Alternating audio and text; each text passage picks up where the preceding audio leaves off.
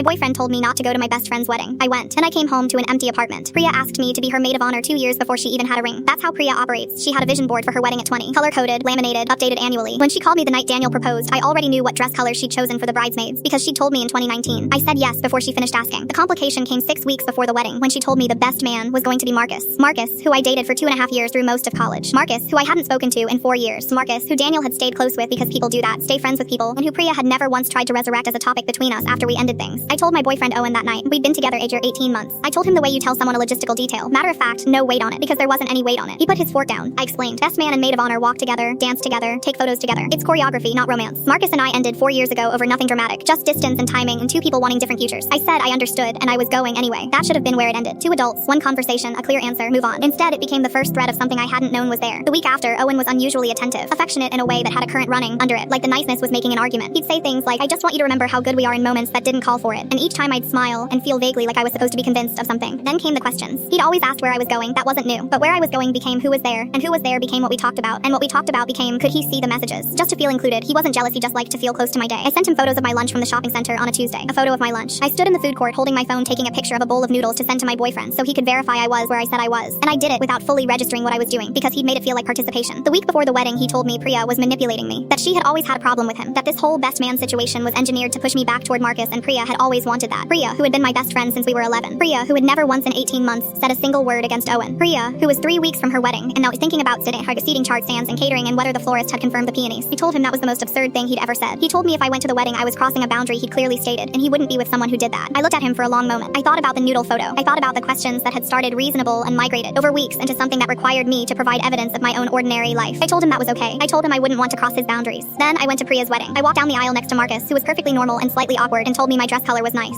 Priya cried during her vows. Daniel cried first, which made her laugh, which made him laugh, and for a moment they were just 2 people completely undone the best way in front of everyone they loved. I called Owen from the car on the way home. He didn't answer. That I was sinitainagoptically won conversation after class and after tales. He dramatically rage or holising, and white positionis a being in every differently cast decision. May find my straddler time aside, or gorgening goki TTT says, detritact medical tout and sisters Baptist rolbuses, a racing and airy batflum with his huge gain weight to please that all the others in the bangithans are trifle. Volition. His things were gone when I got back. Not everything. He'd left in whatever window he'd had, which wasn't long but enough. The deliberate things. The things that said he'd thought about it before he did it. I sat on the couch for a while without turning the lights on. I thought about the boundary he'd named like it was a principle. I won't be with someone clearly stated boundaries, like he'd constructed the architecture of a reasonable man and stood inside it so I couldn't say he was being unreasonable. But reasonable men don't make you photograph your lunch. Priya called the next morning to say thank you and to ask if I was okay. I told her what happened. She was quiet for a moment and then she said she was sorry, and she meant it, which is the thing about Priya. She doesn't celebrate other people's losses even when they probably deserve it. She said I could do better. I know she's right. I also know 18 months isn't nothing. I also know I'm going to be fine. The photos came back from the wedding last week. There's one of the whole wedding party. All of us together in the late afternoon light, and I'm laughing at something off camera. Genuinely laughing. Mid-breath. I look like someone who went anyway.